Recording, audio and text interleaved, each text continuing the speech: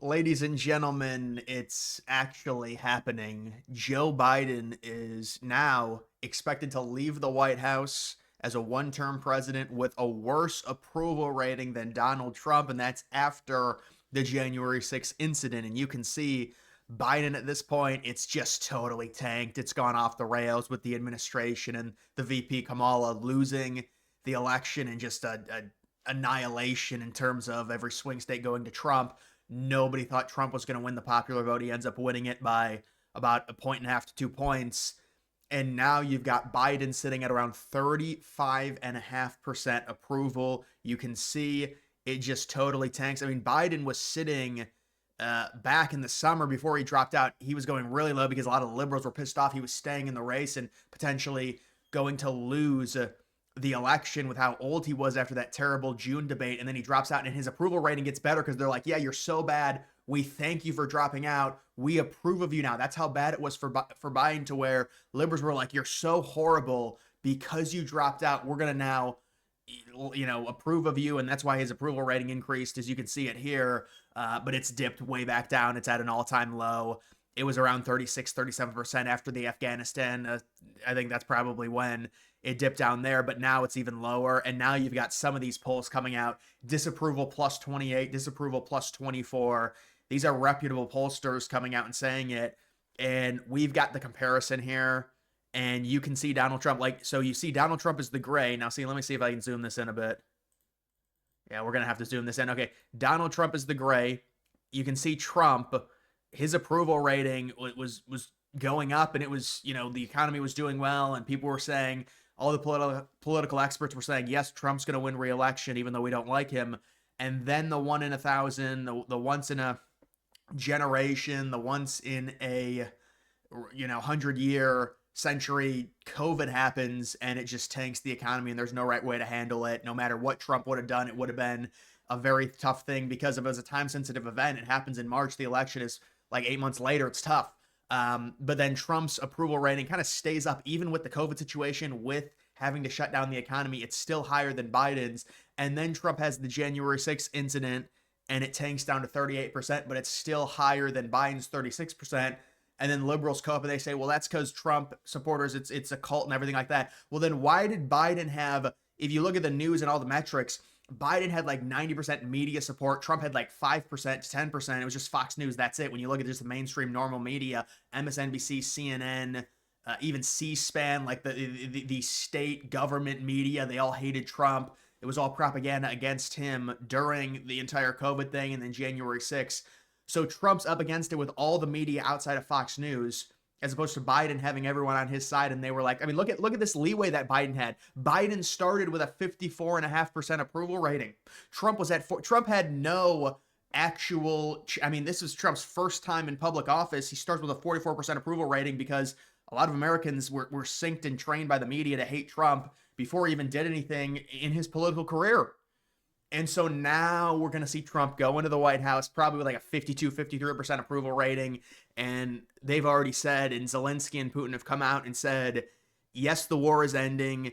Yes, Trump is the ultimate kingsman, and Trump is going to save Eastern Europe, and they've already said that. So Trump's approval rating is only going to go higher after that war ends, and it's all setting up now.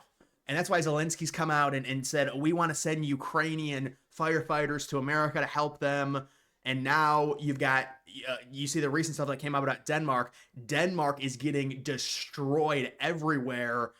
And they're starting to really flail and get mad because the people of Greenland are saying, we don't want anything to do with you. They've got MAGA hats on. They're saying we want to be part of America or independent. We don't want anything to do with Greenland. And now Greenland is making up lies saying that Putin told Trump to buy Greenland, or excuse me, Denmark is making up lies saying that, and Denmark knows they're just screwed. They're not getting anything. This is the irony that we were waiting for with Denmark, and just, what happened in 2019 with how they treated Trump. It's just not professional, and it's just unneeded. It's not necessary. It really is. And this is what happens when you do that. You're gonna say things like that. You're gonna disrespect Trump like that. This is what happens. Now you're going to lose the territory for nothing, and the United States is taking over, and we're getting all the resources there, and we're going to actually give the people of Greenland a better life. But see, all of this is happening, and you've got Biden this low in approval rating with all the media for Biden. MSNBC, CNN, they all said Biden was way better. They gave him way more favorable coverage. Remember, it was so bad that whenever CNN said any negative thing about Biden, all liberals would go rabid and say, you know, how dare you? You're enabling Trump. And then Jake Tapper's like, I just said one negative thing about him. I like 95% of our coverage is pro Biden and Democrat, and we're a Democratic network. And I said one bad thing about him. And now, because liberals are so synced with us, you know, saying good things about the Democrats, we say one bad thing about them. It's like this aggressive attack. And so that's why MSNBC now has gone like really far left, extreme left, because they have no point, or they have no I mean, they're pigeonholed into doing it. What else is MSNBC going to do at this point? So that's just the situation. I mean, they've got all the media on Biden's side, and his approval rating is still 35%. Now, some of that is that, yes, CNN did turn on Biden mainly because the top Democrats wanted Biden to leave the race because they knew he had no chance on winning because of his age after that horrible debate. But it is still amazing to see Biden's approval rating this bad. And Biden as a president, I mean, being a one-term president, they thought Trump was going to be that. I mean, that is a bad. Now they can say, well, it's because Biden was old. That's the only reason. But he was never winning re-election, let's be honest. And it's hard to even grade Biden's presidency. I wanted to do a video talking about why Biden was a bad president. Obviously, you know, it's going to be like, oh, you're coming from a conservative perspective. But it's like, even when I say, well, Biden did this wrong, I don't even know if he did that, because I don't know if he does anything. He just can't talk. So how am I supposed to? He's so old and so mentally incapable. It's like, how do you even factor this in to a grade of Biden? You know, it is what it is. I mean, nobody that old, and you can say, well, Trump's really old. Yeah, but it's about how you carry yourself. Trump can go out there and give a speech. He can give people high five. You know, you touch Biden, you're gonna like knock him over. It's a concern. It's like, that cannot be a leader of the United States. That is somebody that is simply too frail. That's a good word, frail. But yeah, I mean, you can see the net approval. Biden sitting at this point minus 21.5. Trump was minus 20 after the January 6th incident. And so it's really remarkable in looking at that. And who would have thought, man? Seriously, who would have thought after that? And then you've got this going on. You've got all these Mexicans coming out and blocking major roads in California, protesting deportations. And so these people are there with their Mexican flags, waving them around, protesting the idea of having to go back to Mexico. But let's just work this out. And I know, you know, the idea here, I guess, is, ooh, we are proud of our heritage. Why would you wave Mexican flags if the whole idea of this event and why they're gathered, and it's just a few hundred people or whatever, but just the overall symbolism of it is to protest being deported back to your home country in Mexico as you're waving Mexican flags? Why would you be waving Mexican flags if you don't want to go back to Mexico? So you see how fake this is? Like, oh, I love my country. Well, but obviously you don't. You're protesting having to go back to your country. And another thing that I would want to know, and this is something that the Biden administration would never be cooperative in terms of telling, how many illegals really are in the country, like seriously, because the Biden people said, oh, it's only 5 million. Then it's like, they said, well, you know, some of the experts were like, it's 10 million, but it could be even more than that. And so we'll see what, but this is weird. Like, why you love your heritage and stuff. You're protesting being deported back to your home country that you're flying the flag for in the country that you're currently in. And you're protesting the current country, but you're also protesting the idea of leaving your current country to go. It's like a double negative. So you don't want to leave the current country, but you hate the current country and you love your home country. So the current country is trying to force you to go back to your home country, but you don't want to go back to your home country, but you still love your home. See, this is all ridiculous. None of this makes sense. These people are protesting the idea of being deported back to their home country, but you're supporting your home country. Why this is like against America. They're waving, they've got the Mexican flag in the United States. You've got some Greenlanders saying bye Greenland. Yes, this is very nice. Greenland. By Greenland. By Greenland. By Greenland. No more Danish. No more Danish. We don't like Danish people. Wow. So the citizens of Greenland have now said, we don't like Denmark. We don't like the Danes. And that's why Denmark has gotten just, now they're starting to make up lies. They're going to get some bad tariffs now. What Denmark has done to the United States over these past few weeks is disgusting.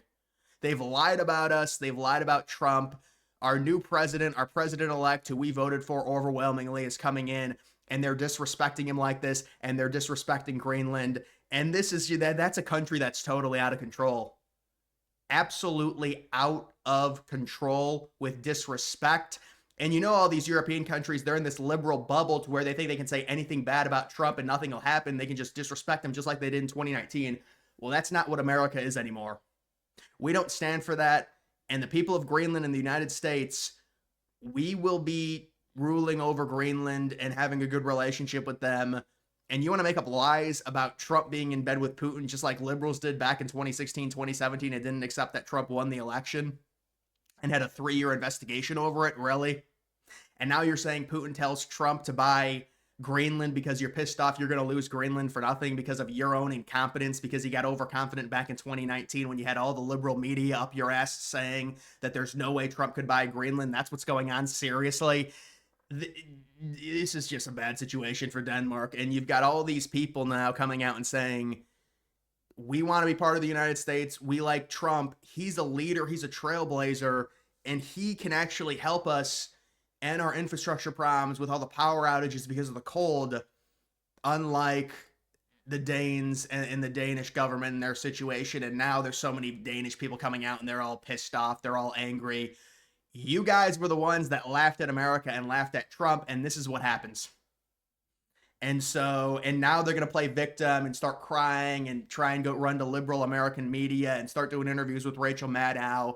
But it won't matter because we're not conditioned like people were back in 2016, 2017. That's why Biden's approval rating is gone, because we're a conservative country. We're just done with the liberals we had 8 years of Obama. We had, the 4 years of Trump and then 4 years of Biden. It's 12 out of the last 16 years. It's been liberalism. It's been liberal leaders. We're just sick of it. We're done with it. We're done feeling bad for, other countries. We're done for hating ourselves and hating our skin color. And it's stopping. And now the rest of the world is getting mad about it. They're angry. So that's basically what's going on here. And listen, the Greenland purchase, I think it's going to happen. And Biden at this point, you can see, just like I was saying, this is pretty crazy to see Biden this low. Lower than Trump, even though the entirety where they were doing studies and it was like 90% of the media is against Trump. And remember, not only the media, all of social media. Zuckerberg hated Trump and it was just meta, that whole thing. Remember, Zuckerberg admitted to silencing stories to help Biden because he said the FBI and the CIA told him you need to silence it because it's disinformation. And then they're like, you know what? It's actually not disinformation. It was just going to affect the election and we needed Biden to win. So yeah, we're blatantly cheating, but we can do that. And then if any Trump supporter says anything bad about it, they're just crazy conspiracy theorists. But liberals can be conspiracy theorists about Trump not getting shot or staging the shooting and the assassination attempt. That's totally fine. But no. Republicans can't say anything, come on, about the election. The CIA and the FBI only had a story taken down that would have probably changed the election. But no, it was never manipulated. See, that's what really we're talking about. But yeah, this is remarkable. And even with Biden given the huge leeway, starting with like a plus 16, plus 20 approval, it's historic. He went from plus 20 to minus 22. That's a 42-point swing. Biden, this is historically bad. So they could try and manipulate and start and say, because remember, they've already done it. They had the fake experts come out, and this is how you know they're fake. When you talk about presidential rankings, any historian worth a damn will tell you we cannot rank presidents until it's like 15, 20 years after they're gone. It's a delay period to see how the effect they had, and also a reflection period. You can't just immediately rank them. Most historians refuse to rank Obama, but then you got these dumb liberals from like California who come out and say Trump's the worst president ever. And the real historians are like, what are you talking about? You can't even rank presidents yet. Trump just left the White House. And meanwhile, they're already like ranking Biden like 15th. They've got like Obama like 8th and Biden 15th. And these experts are like, what? And they try and use that now as like, oh, Biden's like top 20 in terms of US presidents. Meanwhile, Biden can't even like finish a sentence, but he's a top 20 president. All right. But see, this is what we're talking about. And Trump's going back in, and think about it. Trump's going to start with like a 52, 53%. He's going to be like plus 10, plus 12 in terms of approval. That's the projection on him. So he's going to start plus 12, and Zelensky and Putin are saying Trump's going to unite everyone. We're ending this war because Trump's coming in. And they're going to try and swing it and say, oh, Trump caved into Putin. But the American people, they don't buy it anymore because they know when you're negotiating, when you're the moderator of a negotiation, there's going to have to be give and take from both sides. So the American people know that. They know that Russia's going to be getting that land. We've prepped them to understand that. That's part of a negotiation process. That's totally normal. But they're still going to have the outrage like Trump just gave up everything. But the people know that's how negotiations go. You have to give to get. And so people already realize that. So they're stunned against Trump and how he's in bed with Russia, which is coming once the war ends and Trump is able to solve this. It's not going to have any type of impact. They've lost their grip and they've lost their power. So this is the typical thing. This is what we see now. And you've got Trump in a better place than Biden. Even with Biden, 90% of the media loves him, and his approval rating is just, I'll be honest. I do think most liberal outlets stopped caring about Biden when he dropped out. I would agree with that.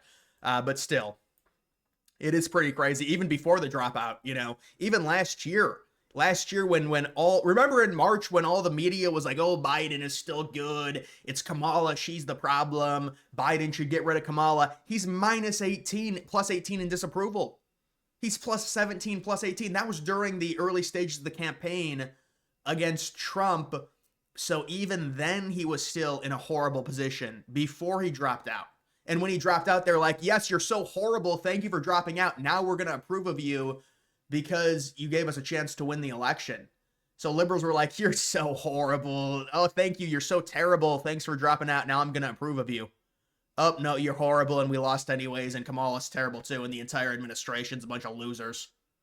And so that gives you a negative, plus 21 disapproval. But either way, guys, that's going to do it for this video. Make sure you follow me on X. Link to that's always in the description.